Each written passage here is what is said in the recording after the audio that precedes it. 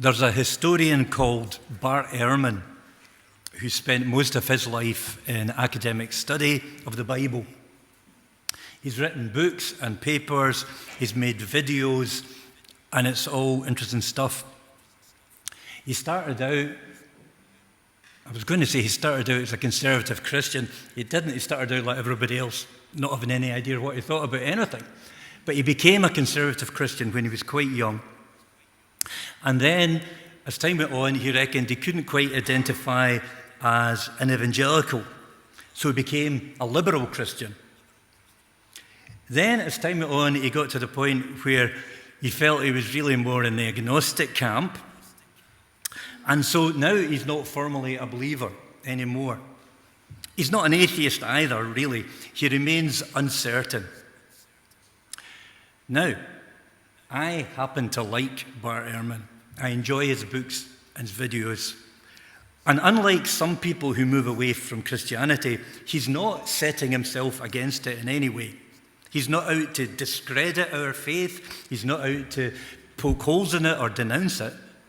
He sees his job as simply looking for what truth he can find wherever it is, whatever it is, and wherever it is. He wants to find that.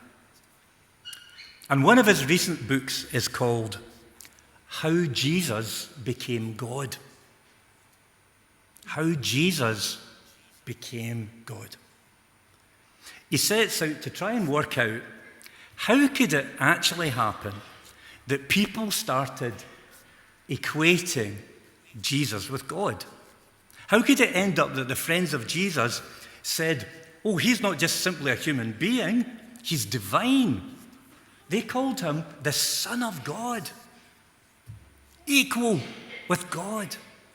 They said he was God in human form. Now, you could easily understand that despite the seeming failure of his mission in the end, Jesus would have made a really big impression on people, and especially his supporters. They would see him as a wonderful man, a wise teacher, an amazing healer, someone that threw light to the scriptures and helped them to understand them better and opened up what God was really like. So this was a man filled with compassion and love and a determination to help make life kinder and better. They'd never come across anyone quite like him. But calling a man God, that's just taking it a wee bit too far. So as a historian, Bart's trying to work out what actually happened that gave rise to these claims being made about Jesus. And he looks first at some of the reasons that people give. Some people say, long ago, everybody was primitive. And primitive people were the kind that could believe almost anything. They could be made to believe any stuff.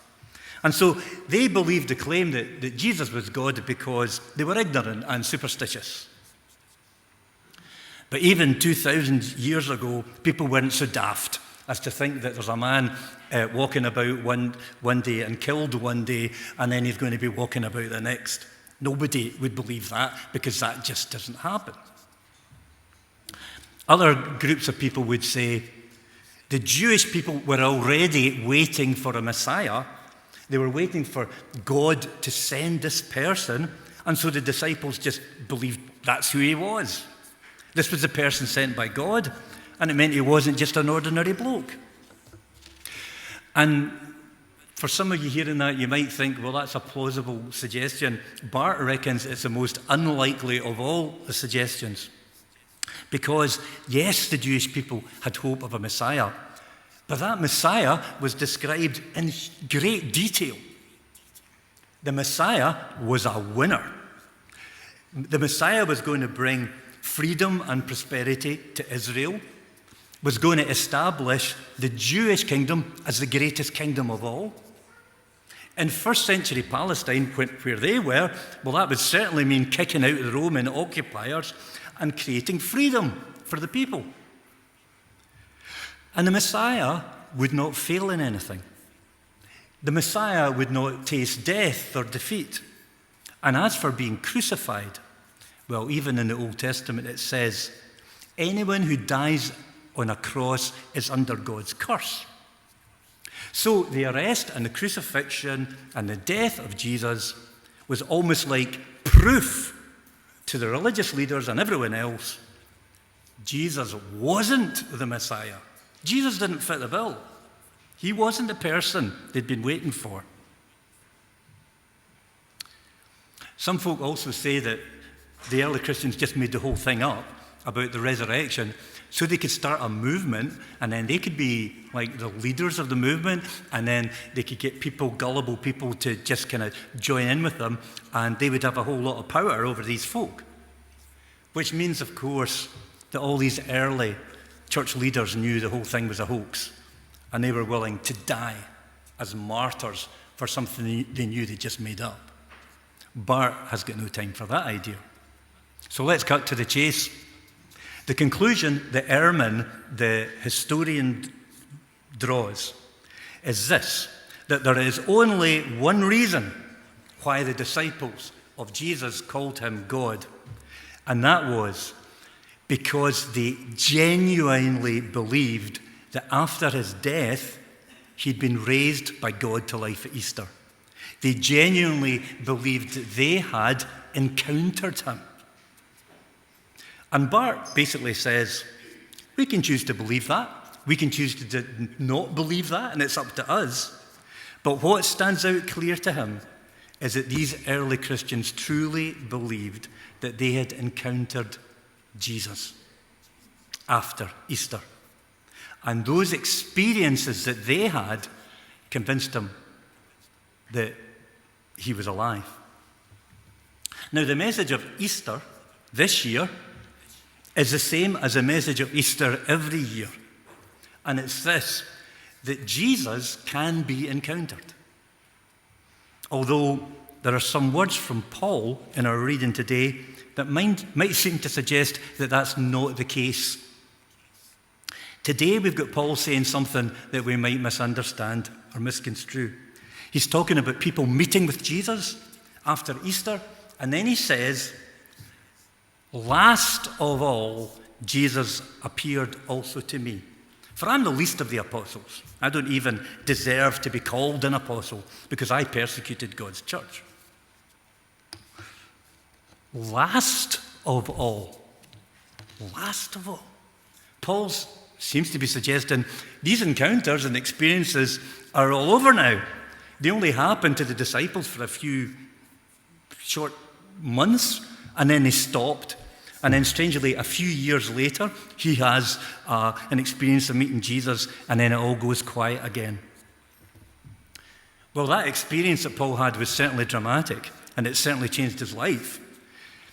It was quite different to the experience of the early disciples. Paul didn't see Jesus in his experience, even though he said he met him. In fact, he didn't see anything at all, because he was partially blinded by the encounter. But somehow, whatever happened, it was enough to convince him that Jesus was real, and that the Christian faith that he was hoping to destroy and discredit was actually true. But when we read this thing, Paul saying, lastly he appeared to me, we think, well, that means that was the end. It's all different now. People can't encounter Jesus now. But that's not how we should read it. Especially as the whole point that Paul's trying to make is Jesus has been raised and he lives on and he's still with us. What Paul is doing, he's given some particular examples of some people who've encountered Jesus since the time of his death. He's got a short list. He writes down his list that he's thinking of, and then he uses himself as his final example, as his last example. He doesn't mean this is the whole list of everyone who met Jesus. How do we know that? How do we know it's a partial list? I think I can prove it. Because first of all, when Paul mentions the experiences of Jesus, he doesn't include Mary Magdalene, who was the first person ever to see the risen Jesus. And when she announced to the disciples, as Karen was reading, I have seen the Lord, she preached the first Christian sermon ever, and probably the shortest Christian sermon ever as well. But he doesn't mention Mary Magdalene. That's a wee bit of a thing to miss out. Secondly, he doesn't mention Cleopas and his unnamed companion on the walk to Emmaus, famous story that most of us will have heard of. And that's in Luke 24. Mary Magdalene's in John 20. He didn't mention them. So he's not mentioning everybody. But you know what's interesting? It's that the descriptions of people who meet with Jesus are also very different from one another. In some instances, this Jesus seems to be physical. In other instances, this Jesus seems to be more kind of spiritual. In some instances, Jesus seems to be instantly recognizable and everyone knows who he is.